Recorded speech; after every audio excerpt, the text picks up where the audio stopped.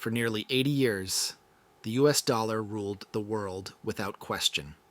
But quietly, without headlines or panic, something has snapped. The world is walking away from America's money and replacing it with gold. What you're about to hear explains why the dollar's fall won't come with a crash, but with silence. For generations, the global financial system rested on one unbreakable belief: the US dollar was untouchable. It was the ultimate safe asset and the foundation of global trade, debt, and trust. That belief gave the United States an extraordinary advantage: the power to print money endlessly, knowing the world would always buy it. But in 2022, one decision changed everything. When Russia invaded Ukraine, the United States and its allies crossed a line that had never been crossed before. They didn't just sanction trade. They froze more than $300 billion of Russia's central bank reserves. Money owned by a sovereign nation, held in New York, London, and Brussels, was effectively seized overnight. In Washington, this was seen as a decisive blow. In Beijing, Riyadh, and New Delhi, it was received very differently. It wasn't seen as punishment, it was seen as precedent. The message was unmistakable. Your dollar reserves are not truly yours. They are permissions granted by the US Treasury, and those permissions can be revoked at any moment. If a nuclear-armed G20 power like Russia could have its savings frozen, what chance would smaller nations have? In a single stroke, the world's so-called risk-free asset became politically dangerous. The reaction was immediate. China, the largest foreign holder of US debt, began selling Treasury bonds at a historic pace. From more than $1 trillion at its peak, China's holdings have fallen to their lowest level since 2009. Even more alarming for Washington, China isn't just selling, it has stopped buying. This is happening at the exact moment the US government is issuing trillions in new debt to fund its exploding deficits. When the biggest buyer walks away from the auction, the entire system starts to wobble. So if these nations are abandoning dollars, what are they replacing them with? The answer is locked deep inside central bank vaults. The years 2024 and 2025 have marked the largest central bank gold buying spree in recorded history. China has officially added gold to its reserves for 18 consecutive months, though many analysts believe the real numbers are far higher and deliberately hidden to avoid market panic. Physical gold bars are being quietly transported out of Switzerland and London and moved into vaults in Shanghai and Moscow. This is not an investment strategy. It is a national security strategy. In a digital financial world dominated by SWIFT, the United States can shut down a country's economy with the flip of a switch. Gold is the only true off switch.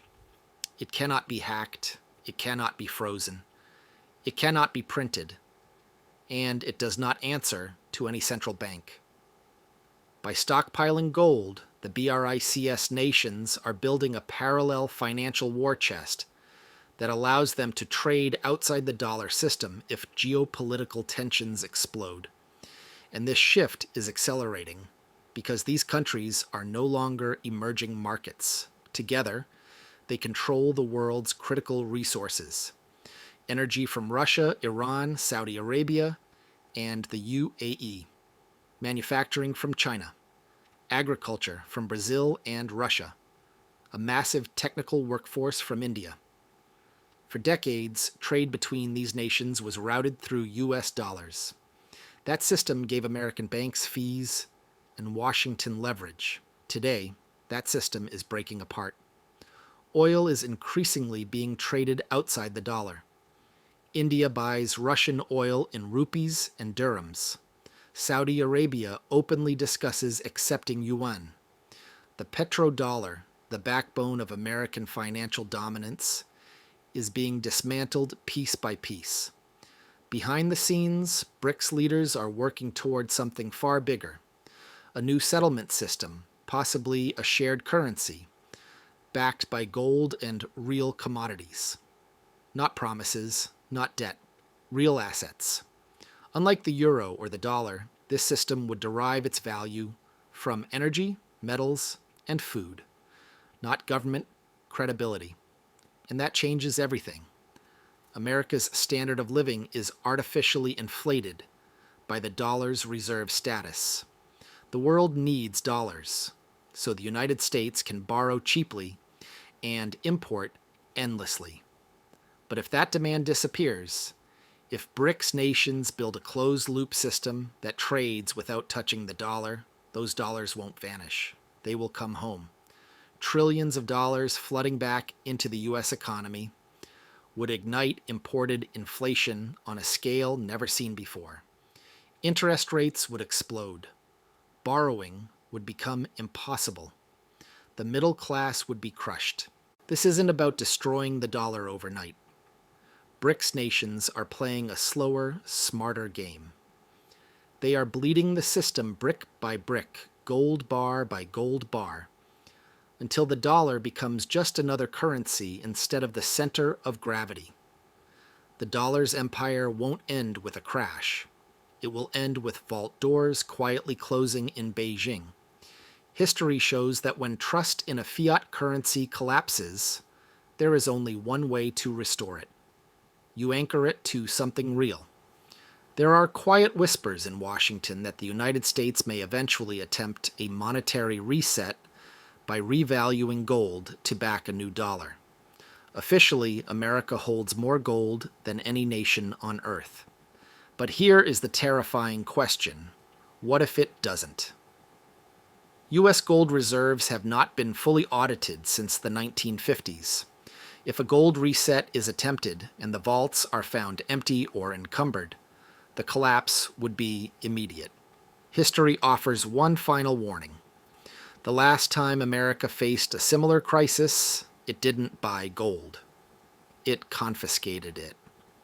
In 1933, Executive Order 6102 made private gold ownership illegal. Citizens were forced to surrender their wealth to the government. If gold is remonetized again, they won't just want the gold in Fort Knox. They will want the gold in your safe. The BRICS nations understand something most people don't. The math no longer works for the dollar. They are exiting the burning theater while the doors are still open. You have a choice. Trust politicians to fix a $35 trillion problem, or become your own central bank. The great wealth transfer has already begun. The only question is this: will you be the donor or the recipient? In the next video, I'll reveal the uncensored story of America's last gold confiscation and how the wealthy escaped it. Subscribe, because once the vault doors close, it's already too late. I'll see you in the vault.